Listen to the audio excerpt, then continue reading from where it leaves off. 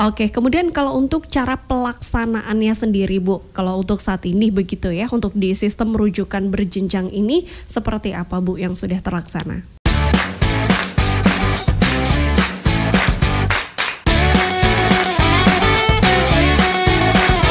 Satu Podcast 91 FM Tangerang Radio 1 Suara untuk kearifan lokal. Selamat pagi, Hadai Tolan, terima kasih tentunya Anda masih bersama kami dalam program Suara Bupati dan Parlementaria. Di mana Hadai Tolan pada pagi hari ini sangat spesial. Karena pada pagi hari ini kita kedatangan narasumber dari BPJS Kesehatan Hadaitola, di mana pada pagi hari ini kita akan membahas sistem rujukan berjenjang dalam layanan kesehatan begitu. Nah, ini kita akan memperkenalkan terlebih dahulu narasumber di pagi hari ini. Ada Ibu Zul Fitria, Kepala Bagian Mutu Layanan Fasilitas Kesehatan. Halo, selamat pagi Ibu. Pagi Mbak. Pagi. Ibu Zul tadi berangkat ke sini dari mana nih Bu? Dari rumah atau dari kantor? Bersama dengan teman-teman ya. Oke, kalau Bu Zul sendiri tinggal di mana nih Bu? Di Tangerang. Oh, di Tangerang. Sangat spesifik nih. Oke, Bu Zul Fitria, pada pagi hari ini kita akan membahas tema sistem rujukan berjenjang, di mana memang bisa dibilang sistem ini tuh jadi salah satu kunci utama begitu ya dalam memastikan layanan kesehatan supaya bisa berjalan secara efektif dan juga efisien. Nah, mungkin bisa kita bahas terlebih dahulu begitu ya Bu ya, sebetulnya apa sih yang dimaksud dengan sistem rujukan itu sendiri Bu? Silahkan. Baik Mbak, memang untuk program JKN ini ya memang sistemnya kita menggunakan sistem rujukan. Jadi kalau kita definisikan sistem rujukan itu adalah sistem pelayanan kesehatan yang mengatur tentang pelimpahan wewenang, tugas tanggung jawab dari satu fasilitas kesehatan. Nah, sifatnya ini bisa vertikal, bisa horizontal, dan itu dilakukan timbal balik. Jadi bisa dari FKTP, kita ambil contoh langsung dari FKTP merujuk ke rumah sakit, nanti kembali lagi dirujuk ke FKTP, itu contohnya. Dan ini harus dilakukan atau dilaksanakan oleh peserta JKN maupun fasilitas kesehatan yang melayani peserta JKN itu. Oke, baik Bu. Nah, kemudian apa ada sistem rujukan horizontal dan vertikal itu sendiri, Bu Zul? Iya, jadi kalau kita bicara sistem, dari namanya ya, sistem rujukan horizontal, itu berarti dia setingkat, tingkatannya sama. Jadi misalnya ada satu vaskes, kita bicara misalnya rujukan itu ada vaskes itu ada tingkatan, ada tingkat primer itu ada ada puskesmas, ada klinik pratama atau dokter praktek pribadi. Kalau kita bicara tingkat lanjutan itu ada rumah sakitnya ada yang sekunder, ada yang tersier. Jadi masing-masing memiliki kelengkapan dan sarana yang berbeda. Jadi kalau untuk yang horizontal tadi itu dia setara, bisa dari sesama FKTP, sesama klinik atau sesama puskesmas, atau dari klinik ke puskesmas gitu. Misalnya ada pasien ibu hamil, dia mau ANC, periksa kehamilan. Ternyata di klinik ini nggak punya sarana USG gitu ya, atau sedang rusak.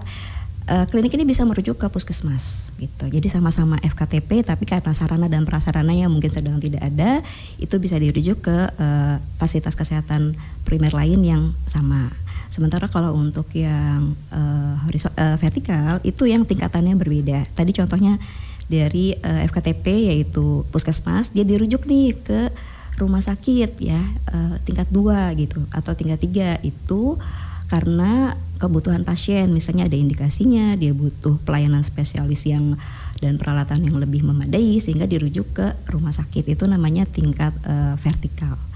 Nah, kalau bicara tentang hal itu nanti ada ketentuannya, jadi ada indikasi medisnya kenapa seseorang itu dirujuk sesuai dengan kebutuhan pasiennya itu secara vertikal atau secara horizontal.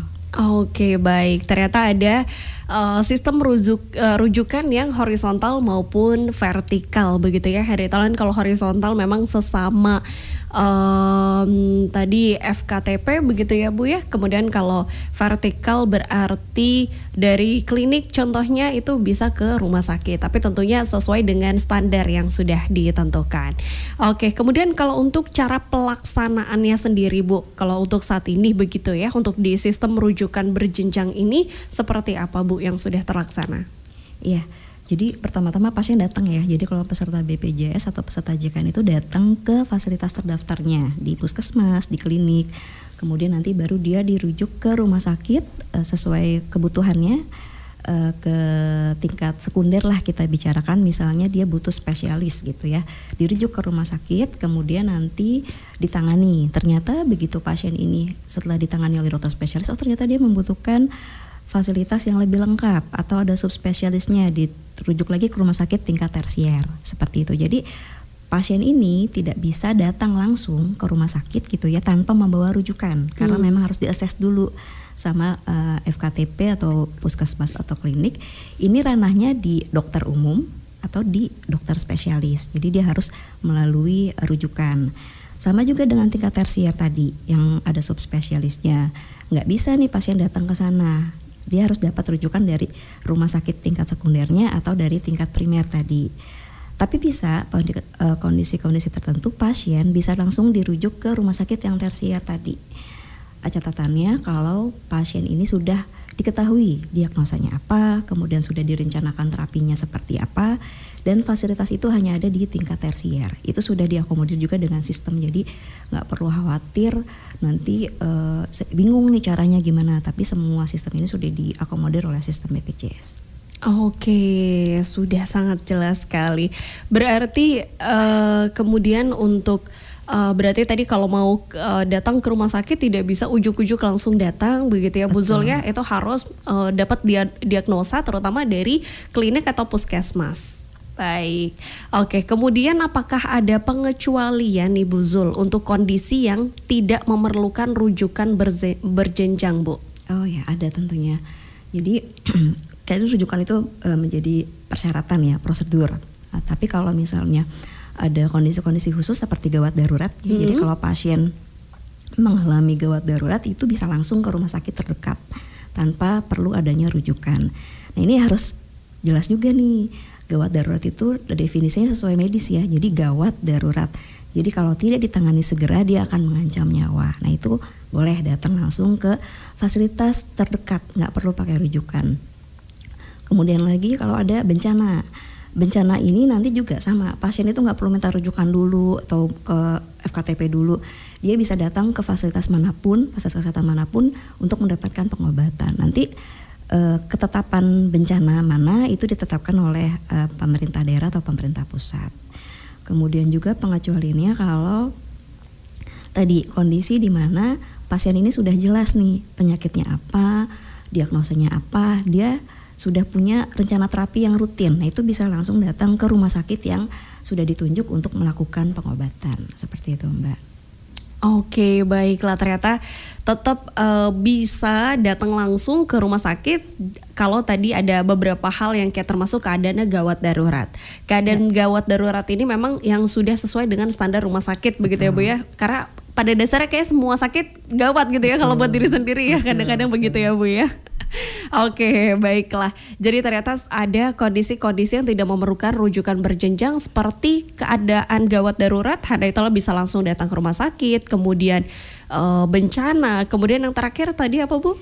Sudah ada rencana pengobatan rutin. Oh, jadi emang sudah ada, memang sudah ada ini ya, sudah ada diagnosa di awal tadi ya Ibu ya, jadi sudah bisa rutin begitu ke rumah sakit. Oke, kita akan bertanya lagi nih Bu, kalau untuk pasien yang tidak mengikuti rujukan berjenjang begitu, apakah ini bisa dijamin juga nih Bu oleh BPJS Kesehatan? Ya, tadi saya sampaikan bahwa memang rujukan berjenjang ini merupakan salah satu prosedur ya untuk pelayanan di program JKN. Nah tentunya kalau yang tidak ingin gitu secara sadar, saya nggak mau pakai rujukan, saya mau datang ke rumah sakit, itu termasuk kategori yang tidak sesuai prosedur. Nah pelayanan kesehatan yang tidak sesuai dengan prosedur itu memang tidak dapat dijamin oleh BPJS Kesehatan. Jadi memang harus mengikuti ketentuan rujukan berjenjang. Dikecualikan pada hal-hal yang tadi ya Mbak, yang sudah kita sebutkan seperti itu Mbak. Oke, baiklah. Nah, kemudian Bu Zul, kalau misalnya ada pasien yang sakit begitu ya, ini berarti kalau diagnosa itu berarti dilakukan harus memang dari klinik ataupun puskesmas begitu ya Bu ya. Kalau misalnya sudah mendapatkan diagnosa awal dari puskesmas atau juga klinik bisa langsung disambungkan ke rumah sakit. Berarti kalau tidak ada berarti tidak bisa begitu ya Bu ya. Betul. Oke, kalaupun misalnya dia mau datang sendiri berarti dia harus membayar uang pribadi begitu ya Bu ya. Betul, Mbak. Oke. Kalau untuk rujukan ini sendiri apakah ada batas waktunya Bu? Kayak misalnya akan habis berapa kali berapa jam seperti itu atau memang itu bisa digunakan terus begitu surat rujukannya? Oh iya. Jadi kalau misalnya pasien dirujuk ke rumah sakit ya, diberikan rujukan nanti oleh FKTP, puskesmas, klinik. Nah, itu masa berlakunya 30 hari. Oke. 30 hari. Jadi artinya gini, begitu dia datang ke FKTP berobat di rumah sakit, kemudian diminta diminta kontrol. Nah, selama 30 hari ke depan pasien bisa langsung berobat terus ke rumah sakit tanpa rujukan baru. Oke. Itu masanya 30 hari. Nanti, oh ya sedikit tambahan. Begitu dirujuk ke rumah sakit gitu ya, ternyata kata dokternya, oh Ibu sudah cukup nih 2 kali kontrol saja, sudah dinyatakan sudah selesai pengobatannya. Nanti rumah sakit akan merujuk balik ke FKTP, ke tempat terdaftarnya. Itu tadi yang dimasuk timbal balik. Nah, kalau setelah 30 hari ini si pasien ini terus berobat kata dokternya, nanti dievaluasi lagi oleh dokter di FKTP apakah dia perlu datang lagi ke rumah sakit atau tidak, seperti itu. Oh, oke. Berarti selama 30 hari aja begitu ya Bu ya untuk surat rujukan ini sendiri begitu ya. Sebentar Mbak. Okay. Maaf saya koreksi. Bukan 30 hari, 90 hari, 3 bulan. Iya, jadi dari sejak dirujuk ini pada kasus-kasus kronis ya terutama. Jadi kalau pasien ini misalnya DM lah ya, dia berobat ke rumah sakit, kemudian terus dikontrol oleh dokternya gitu, berobat terus supaya stabil. Nah, itu selama 3 bulan ke depan, saya koreksi mohon maaf, 3 bulan ke depan atau 90 hari dia akan terus berobat di rumah sakit tanpa memerlukan rujukan dari FKTP. Oke, baik. Sudah clear ya ternyata 90 hari ini jadi bisa dimanfaatkan oleh handai taula nih yang akan memanfaatkan rujukan berjenjang itu sendiri begitu ya Bu Zul ya. Oke, nah kemudian untuk pertanyaan yang terakhir nih Bu Zul, untuk pasien di perbatasan apakah diperbolehkan untuk merujuk pasien lintas kabupaten nih Bu? Oh iya. Nah, konsep JKN ini kan sebenarnya bisa berobat di mana saja ya gitu. Jadi selama sesuai ketentuan yang berlaku itu diperbolehkan. Jadi misalnya di satu kondisi FKTP itu sekitarnya nggak ada rumah sakit lain gitu. Misalnya kita di kabupaten tidak ada rumah sakit lain nih. Nah, ini tentu saja misalnya ada di luar kabupaten ini ada rumah sakit yang lebih dekat, atau ternyata di sini fasilitasnya tidak, yang dibutuhkan oleh pasien itu tidak ada, akan diperbolehkan merujuk ke wilayah lain atau mungkin di perbatasan itu di tempat yang lebih lengkap dan sesuai kebutuhan medis. Jadi tidak ada larangan gitu Mbak untuk merujuk di luar wilayah tempat si pasien berada.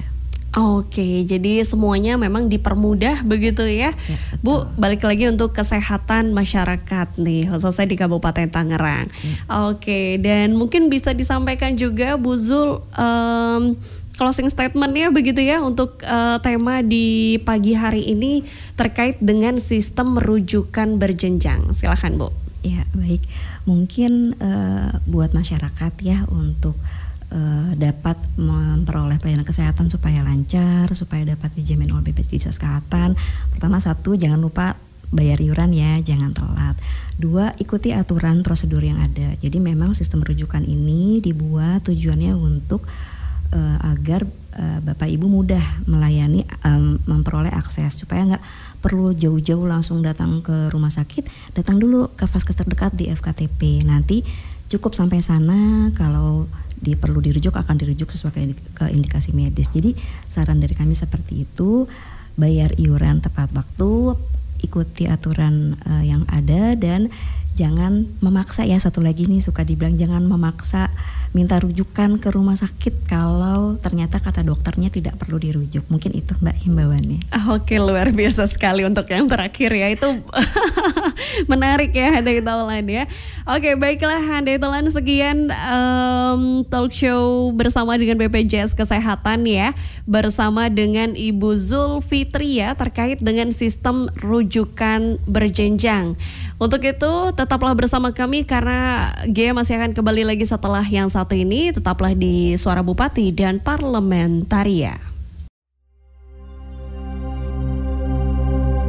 Tangerang Radio 91 FM.